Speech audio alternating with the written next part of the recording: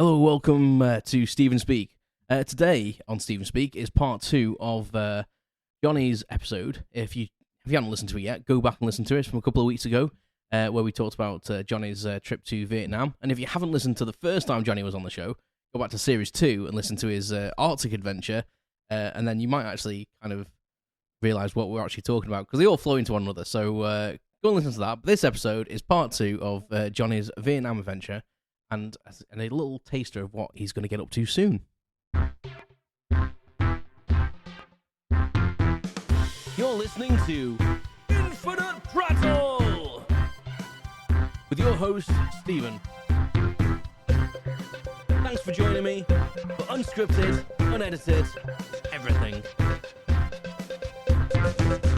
Welcome back, Jonny. I say welcome back. I'm going to spoil it again like the other episode. Like we've not gone anywhere. We literally just stopped recording for a second. You're killing the illusion. I know. I didn't drive 160 miles back again to do this one. So yeah. So part 2 of this episode is going to be again more Vietnam and also talking about your next trips. I think it's plural, isn't it? So we'll get into that. So like Vietnam. So go back and listen to the first episode if you haven't already listened to it. But like Vietnam trip, you said in the first episode that you did a bit of the obviously Vietnam War, and chap you went to obviously wanted to do a bit of the history stuff. So like talk us through a bit. Like I know you went into some of the tunnels and shot some guns. So talk us through what you did there, like for the historic stuff. Yeah. So we'd looked at Saigon and what was around, and it seemed that there was quite a large area northwest of Saigon that was obviously one of the central points for the Vietnam War. So we went there, and they've almost simulated the setup still. So you go there, the camps are all set up, and it gives you an idea of how life must have been for them. And it's sort of set up in the jungle. All the craters are still there from the B-52 bombs, and you can go down into the tunnels. I mean, to be honest, if you can fit. Obviously made for very small people. There was no hope at all. I'd be all right then. Well, actually, girth-wise, maybe not, but height-wise, there was very little chance of me getting down in the little entrance holes. I know Ian went down one of them. He was adamant he had to go see, so I sort of sat him down with the camera and said, "Get as many photos as you can. I'll keep guard at the top." But it was good, and you sort of went around all the tents. They had the videos playing of things that happened from there. And then at the end, you would sit down and they'd prepared food for you that the Vietnamese would have eaten during the war. Oh, really? So there was certain, I can't remember, tapioca, the root. Oh, yeah. Tea made from that, and there was like some sort of potato sort of thing that they would have eaten. But I didn't realise that they were building tunnels on 3 different levels. So the first one was maybe 3 meters down, and then at 6 meters, and then below that at 12. Really? Yeah, so that... that's deep. Yeah, the idea was apparently that they could... if there was hit by a B-52 bomb, the first 2 would be gone, but you were safe in the bottom tunnel, and they had chimneys and everything set up. So you would walk along the routes, and there'd be little holes in like termite mounds. So they were using termite mounds almost as chimneys. That's insane. Yeah, and obviously they were setting a lot of booby traps and things. They were almost the way the guide was explaining. The guides were fantastic. Absolutely incredible, very knowledgeable, and were speaking good English as well. So we asked them a lot of questions. Almost setting the Americans up at the time to explore the wrong areas and then sort of jumping out on them, sort of thing. You see a lot of the the Vietnam War films, don't you? You see them like setting fake things up, as you say, luring them in and then ambushing them and stuff. It was very much like a hit and run kind of scenario for the Vietnamese. Yeah, I'm no expert on the Vietnamese War by any stretch of imagination, but you could get a feel there as to why the superior firepower did very little against them, because when we were going through the jungles where the tunnels and everything were, everything was redundant. They weren't able to send in tanks or artillery. We found there was a few remnants of it, but generally, it was fighting people that know the terrain. And obviously at the time as well, the videos that were showing us, it wasn't just Vietnamese soldiers. They had women, children, all part of the effort, all fighting for the same cause. Now, I'm not saying that was right or wrong. I have no idea. I don't have the knowledge base for it. But you could see how galvanised the country was against the issue that they had in front of them. You said in part 1 about how proud they are of the country and the heritage and stuff like that. And I think when you have that kind of force of national pride and defending your country and for whatever politics or anything, as you say, like that's a force to be reckoned with, isn't it? And I think, yeah, and I mean, what surprised me was the ingenuity. So the guys were saying that the Vietnamese were using weapons and unexploded bombs to make their own ordnance with the American supply. Like using their own weapons, using their own stuff against them. Yeah, kind of and that was it, because essentially they only had very basic weapons as it was put to us. But yeah, it was incredible. It was a really good day, and I think it just gave me a full appreciation for. You see the war movies, and it's all obviously it's glorified, which it shouldn't be. But when we were in that environment, I mean, even the American soldiers must have been through absolute hell as well. You know, it's on both sides, but what a hostile environment to have to do that sort of, especially when they didn't really want to be there. I think that's the thing, isn't it? You know, you're fighting a war in another country that you probably think you maybe shouldn't be involved in anyway, and then that's a morale killer. Yeah. And you're against a nation of such passionate people defend their own land, and it must be quite a juxtaposition to be in that situation. I mean, the tour was quite crazy, because we went through it and it was all very humbling and very insightful. And then you got to the end and they were like, "Oh, do you want to fight some guns?" Yeah. And we were like, "Yeah." And they were like, "Oh, just take your pick." And there was literally kind of the American influence there. Yeah, there was everything you could imagine, and the tourists firing bullets into a sandbank. It was like there was no silence. So just there's some air defenders there. Pop them on if you want. It's like, Jesus Christ. That's the weirdness of it. The way you've just been with this humble experience, learning about the war and how they went, all the things they went through, and then here have some firearms. They were like, hey, have a fire, and then you finish like, "Oh, do you want ice cream?" It's like, yeah, all right then. That is kind of a very Americanism, isn't it? Like, you have some ice cream, fire a gun, yeah. No, it was a really good day, and I think it set us up for It was one thing we didn't go there to really do touristy things, and I wouldn't class that as a tourist thing. It was more finding out about the history of the country, and it was brilliant. Fantastic way to start the trip. And it's a thing that's ingrained in history, isn't it? The Vietnam War. I think even if you don't know much about it, or you kind of know that it was probably a wrong war, and it was there was a lot of suffering, and that everyone knows about the Vietnam War, and the awkwardness around it kind of thing, and that the Americans won but didn't really win anything. And I think when we were there, it was just gave us a sense of realization as to the conditions. It was incredible, and it was the strange little things that the Vietnamese. One of the things the guy pointed out was they were making rubber shoes, obviously out of the rubber trees that they had there, but they would make them reversible. So they would turn the shoes around, back to front, run around, and it would give the impression in the soil that they'd gone the other way.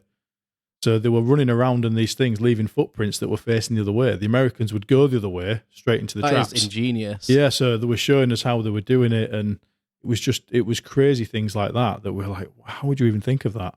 That's one of them things, isn't it, that you think that's such a simple idea and a simple premise, but why, and crazy. Why would you not believe footprints in the soil? You wouldn't think, well, that's been made by someone wearing backward shoes. Yeah. So they were like this, like a rubber strap over the middle of the shoe, and they could turn it around either way.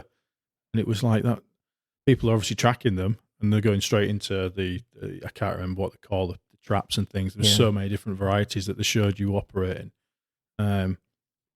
Crazy little things like that to give a country that obviously didn't have the technology, gave them an advantage in an environment they were familiar with. Yeah, definitely. I think it says something about that as well. That like in the first episode, you said that everyone was so happy and welcoming and inviting and willing to look after you, really. And you have a problem when you bike, and they're like, "Oh, we'll fix that for you." I can honestly say, having ridden all over Europe before, I don't think I've been to a country where I felt so safe all the time. The night times, going out, at no point did you ever worry about someone pinching your phone or any sort of crap. There was nothing. Well, that's what I was going to ask about, obviously, because where did you store your bikes? Because that was something I was thinking. Just outside of the hotels. I was thinking that when you're on it, and I was looking and thinking, I wonder where he's putting his bikes. Like, are they going to be safe? Like, we would just get off them at the coffee shops and just leave them and go to the coffee shop, or at the hotels, leave them at the hotel in the car parking thing. And I mean, we were staying there was nice hotels. I'm not going to pretend that we slummed it, but there was never any indication of any crime or anything like that. Like anywhere, if you're sensible and you don't look, if you pay attention, then fine. But no, it was.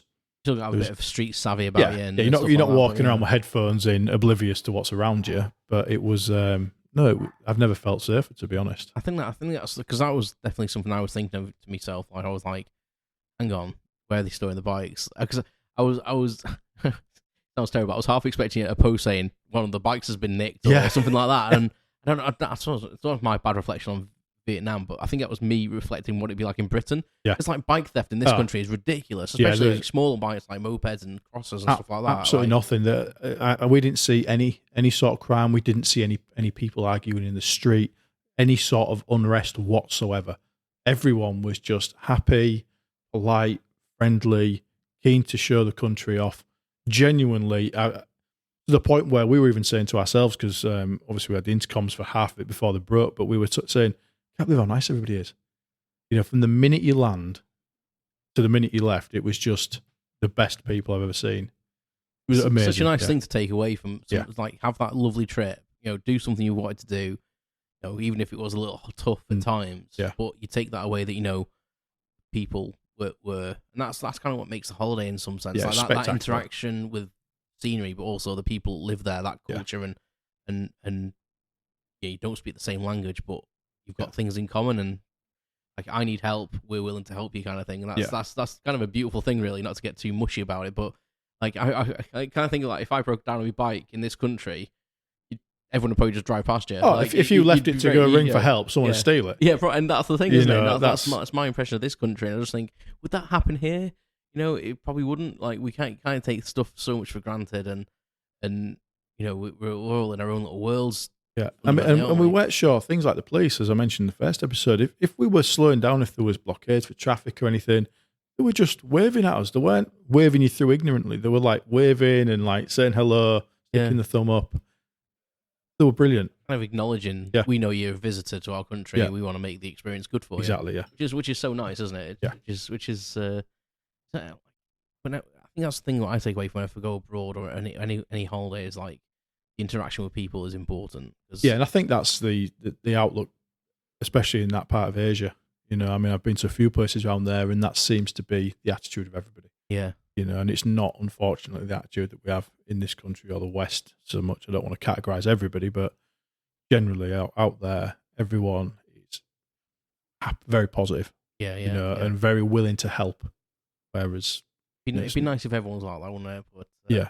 In an idealistic world, but yeah, with a hippie hat on, it'd be nice to sit there. It would be, and I think I know for myself, like, and then it's like, categorize everyone like that, because we're not all like that, are we? You know, no, we're good eggs.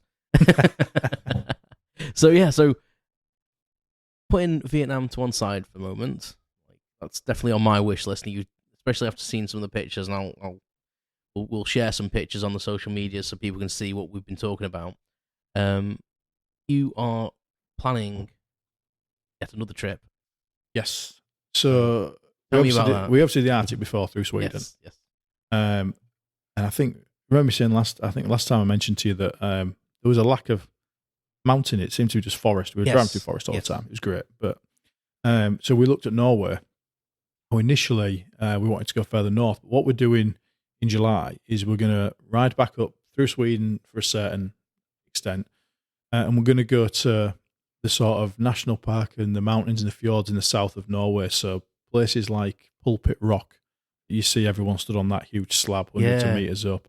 Is that the one that's like teetering on the edge? Yeah, it's almost like some of the Lion King. Sticking out there. So we're going to go to the area sort of Bergen, Trondheim, that way on, and do a big loop. So it's probably only 1,500, 600 miles to get there. But we're going to spend 3 nights near Pulpit Rock, then move, then 3 nights at the fjords, then move, and then 3 nights and come back. Now, initially, that wasn't the plan. What we wanted to do was go to Nordkap, so the North Cape, which is the highest road in Europe that you can drive to.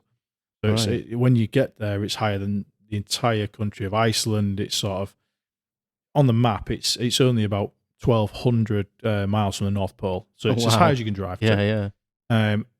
And when I planned the route out, we wanted to capture that southern part of Norway, and it was just too far to do them both together. So what we're going to do is do the southern part of Norway in July, and now we've planned the route for Nordkap as well, which will be following that.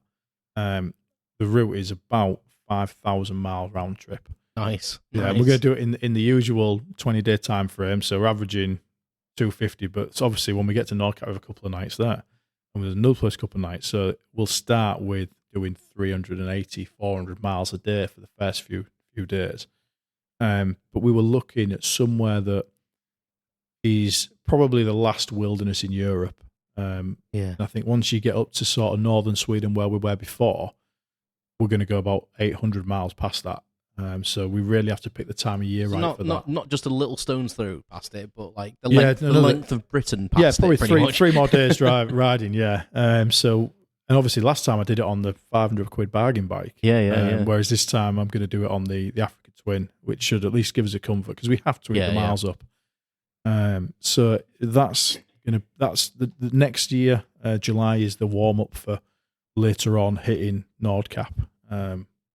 Which does look incredible. I mean, the only downside is we have to do it in the summer. And the flip side to that is that it's 24 hours of daylight, so we don't see the northern lights. But if we do it outside of that, we can't do it because the roads are icy. I was going to say, the weather would be we've got too extreme. A really small window of late June to August. That is it. And the highest temperature we'll get will be 12 degrees.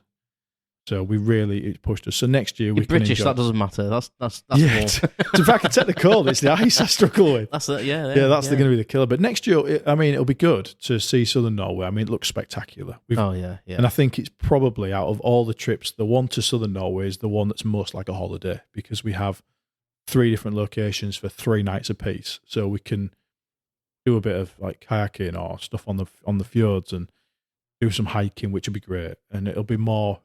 Right, let's enjoy this. We don't have to always push have a bit of a chill out. And, it seems like the last few trips we hammer it. We'll do the usual warm up in April, which is 1,300 miles around Scotland from here. So we'll do all the Highlands, the West Coast, Applecross, Skye, just again to test the new bikes with all the new luggage and things. Because like anything, it's the better gear you have, the easier the trip is. Oh yeah, definitely. Definitely. We've done prepared, and being prepared as well, having a little bit of preparedness, and as you say, doing that trip, like it's nice to do a trip like that as well. Yeah. But you'll learn how to pack your gear, where things fit, where's the best place to put something. Because when I did my trip years ago, like I put something in one of my bags and then didn't realize how often I'd need it, and I'd packed it underneath everything, and I was like, why? It's just stupid things like that. You think, why would I think to pack it? Why don't I think like I'm going to need that every so often? I think for us as well, it's the fact that you're coming out the winter period, you haven't ridden, so to go to Scotland and do 13, 14, 1,500 miles, people go, God, that's a long way. But when your trip's 5,000 miles, you need to be used to sitting on the seat for that long. And I mean, we went up to Scotland before, and I remember just pottering around with Ian this year, and we said, we'll just have a quick ride up there and have a brew. And a quick ride, we did the full width of the Highlands. We like popped out near Durness, like, oh, shit, we've only gone out for the day, for a few hours. Yeah. And so because we're used to doing so many miles, there has to be a warm-up period. We can't just go from the winter not riding to, right, you're going to Scandinavia and you're going to do so many. You've got to hone your skill again. I mean, I think that's what's going to be hard for me because I've not ridden a bike for a while now. Yeah. I'm going to have experience riding a bike. I've been riding a bike for 20 years. When I buy a new bike, soon, hopefully, my wife will be like, grown, because she keeps telling me to buy one. I'm the only wife in the world that actually says, here, take loads of money and go and buy a bike, and I'm not listening to her. But that's going to be the same with me. I'm going to buy a bike and be like, I'm really experienced, but I'm going to get on it and go, oh Christ, it'll be almost like I'll have to do. Good excuse. I'll have to do a couple of trips to get back into biking a little bit. And I think this is the difference with people going on holiday on a bike and people doing long distance. Yeah, is if I go out on a weekend, a blast out, I have to do 150, 200 miles because I have to feel like I've been. If I go up to Whitby, I'm sort of like, it's a really nice run, but the tours and the trips are that excessive. I know when we go back for the Nordkap one, the plan is that in the first 3 days we'll have done 1,100 miles, and that'll get us onto the E45 road that goes up the spine of Sweden. We're only having 2 nights to get there, so it's a case of 400 miles, and everyone goes, 400 miles not too bad. On a bike, it is hard work. It's physically. It is. It's like when I did my triathlon. Back to it. I did 500 miles a day for 5 days in a row. Yeah, that was hard. It's intense. The 4th day, especially when I was wet, I got absolutely piss wet through. I was just like, get back on that bike. Like it's just like I've been riding it for 12 hours solid every single day for 5 days. And I've never been more excited now I've got the Africa Twin, because obviously in the past I've done it on the other bikes that I've been doing it for a challenge or for a charity, and now I've got that. I'm sort of like, I've got so much luggage. I've got so much space. Heated grips. Even on that, which is a bike made for that. Yeah, it's still gonna be hard. It's a big bike. You can carry all that stuff. And it's still gonna be difficult. Like it'll be more suited to it and more comfortable. Yeah, to a certain degree, but that's a long way to go in a short space of time. Still, it is. I mean, trying to get up there in 7 days is the target. To get to the top in 7 days of Europe, and then maybe spend 12 days coming back because you have the break, couple of nights here, couple of nights there. So we're not having to really kick the ass out of it. The idea is fly up through Sweden because we know it, and we know it's familiar. We know the route's amazing, and we don't have the limitations of an old bike. And then go with it. Take advantage of some nicer roads as well, maybe as well, because you maybe can get them miles eaten up. Yeah, and having that bike to do it on, I know that we're doing more fuel economy. I've got the cruise control if I need it. So you've got to have the comforts there. Some people do take the piss and go, you've got the Africa Twin, with the cruise control and the DCT, that's not proper riding. I'm like, I've done the proper riding thing, I've earned that. And now I need to, if I'm going to eat 400 miles up, you need to make it as easy as possible. Say not proper riding, like do 500 miles a day and figure it out yourself. You know what I mean? Like, because I came under that fire. It's like, oh, you're on a bike, it doesn't matter. Like, how far do you go on your bike? Well, I go down the road and back, like 4 times in the summer. And you're brilliant, well done. You see the adventure bike riders going to the cafe on a Sunday. I'm like, that bike has never seen off road. Yeah. I think when I bought that, I came back, I took it out around the back lanes around here and off road a bit. Fell off it, snapped some off the handlebars, and I had to take it back in and say, can you replace this? And the guys were just laughing at me like normally people just use them for a weekend blast out with, for a coffee and an ice cream and then go back. I think I put 5,000 miles on in 5 months of riding it this year. And if you're going to do anything like the long distance riding, you have to be confident, and it's more the concentration. It is. Yeah, it's sitting there and think, especially on your own. And we're lucky that we have the intercoms, and me and Ian have a great relationship where we literally will chat complete bollocks on the ride about scenery, about the bikes. We'll be asking each other how the bikes are performing, about anything. Maybe we should get Ian on next time as well. Oh yeah, that'd be it. We just chat shit, and it'll be like a 3-hour extended episode. You can literally just do it for. I mean, the amount of nonsense we speak about, we talk for 6, 7, 8 hours when we're doing it, and it keeps the morale up. It's the loneliest place ever if you don't have the intercom and you've got 400 miles to ride. You are literally in your own head. Yep. Sometimes, don't get me wrong, when we were in Vietnam, the intercom went down and it was a pain. But in the past, you do want a bit of quiet time. Sometimes we'll pull over and we'll be like, Ian might say to me, just put music on or something for a bit. I'm like, okay. So we'll sit there and have our own music on. And then you stop and you're like, do you know what? Did you see this? Did you see that? And it does help you get through it because it can be so monotonous sometimes. As much as you're enjoying the amazing scenery, it's you still got to concentrate, isn't it? Like, and the thing is, on a motorbike as well, like driving a car in comparison to a motorbike, it's just point and shoot as the car, isn't it? Yeah, Whereas a motorbike, you've got to literally constantly look at the road surface, what's around the corner, what are they doing, what's going on. And you have to do that with the car, but on a motorbike, it's a whole different thing. You're exposed. How far I've got to lean, what speed am I doing? Can I lean that seen me? Yeah, exactly. And you're constantly thinking, is that car? Am I visible to them? And it's your brain, even after going out for a nice leisurely ride. Yeah. Sometimes you come back and you go, oh God, I need a rest now. Like, so my thing was always to wash my bike afterwards, and that was like my wind down of like, wash my bike, put it away, kiss it goodnight, and go and have a beer or something like, that was how I wound down from it. So I just love the fact that for me, when we went to Sweden, I'm always happiest when I'm in the complete wilderness. If we can get away from everybody and there's just forests, mountains, and rivers and lakes, I mean that's my ideal break for me. We're going to follow the same route up to where we went before, and then go past it because it was incredible. And obviously, I don't think we appreciate it because, well, I certainly didn't, because it was hard work on the bike I had. It'll be nice now to be excited about getting up in the morning, throwing everything back in the panniers that I've got, and then hitting the road thinking I can really enjoy this ride. I've not got to worry about, is the bike going to be all right, because 9 times out of 10 they're bulletproof, and it's not a 15-year-old bargain bike. It's ready to go, and it'll be amazing. I think it'll be a great trip. I can't wait to hear about it. I can't wait to hear about it when you get back, man. Honestly. Well, I think we'll wrap the episode up now, mate. But I'll ask you a question. Put you on the spot a little bit here. Yeah. Advice for anyone planning a trip like this. What would you say if anyone's going to? Because I know you do planning to a degree, but what would be the one piece of advice anyone that wants to plan a trip like to Vietnam or even do Norway, Sweden, or even just up to Scotland? What's the one tip you need to prepare or plan it?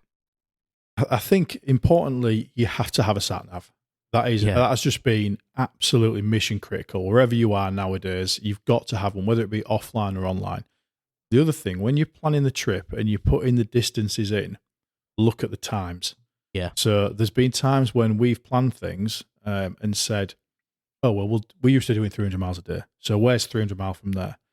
And then you look and it says it's 12 hours ride away because of the state of the roads or how difficult they are. So I would always say, if you're planning a trip, look at the time, not the distance. And where you can make time, make it. So if you're going through Europe on the Autobahn, make as much ground as you can and then enjoy. So we use Central Europe almost. It's just a bypass to get to where we want to go. Don't deviate from it, though, because when we did the last time, you were off and we lost. I think we went from doing 350 to 420 miles. It took 14 hours. It was awful. But I'd plan time based on, plan the routes based on the time, not the distances, is always the most key thing. And then preparation for the bikes. Have backups, have spares, I mean, what we look at it, what could feasibly go wrong that would be a killer? Tyres, something going through the radiator. Get the guards on, have spare inner tubes, have tyre foam, and really just the intercom systems again. I know I harp on about it all the time. If you're going with somebody, or even if you're not, have the music there. It makes everything so much better. If you can sit there and you can sing along to something, or you can chat to your friend, it takes the laborious nature of, especially the hard days on the motorways. It just makes it so much easier. But I think some people try and jump from pop around on a bike on a Sunday to go do a tour around Europe. Yeah, you've got to be gradual. If you're not comfortable doing 200 miles a day, then you need to get up to that speed in the UK and be able to do it day after day after day.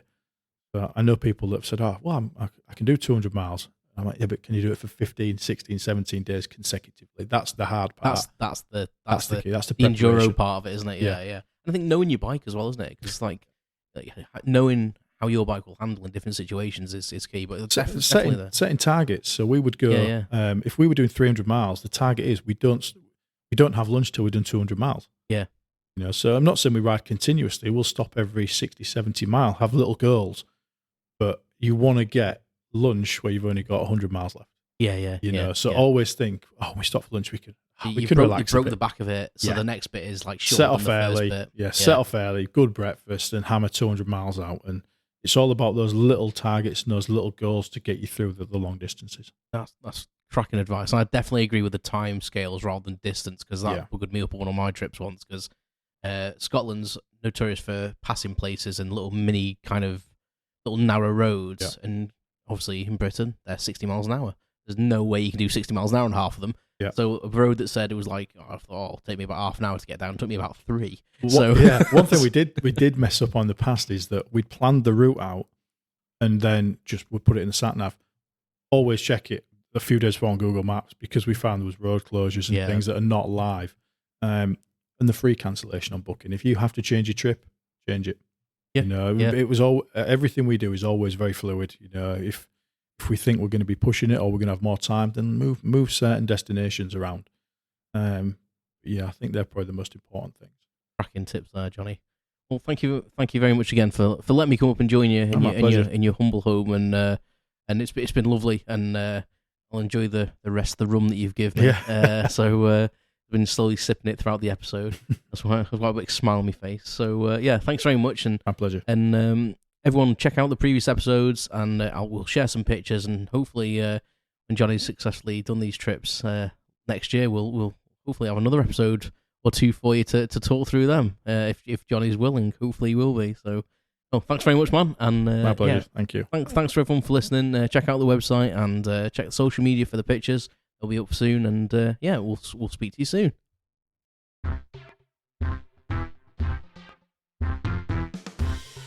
Thanks for listening to Infinite Prattle with your host Stephen. Follow me on social networks at Infinite Prattle, and don't forget to subscribe. Thanks very much.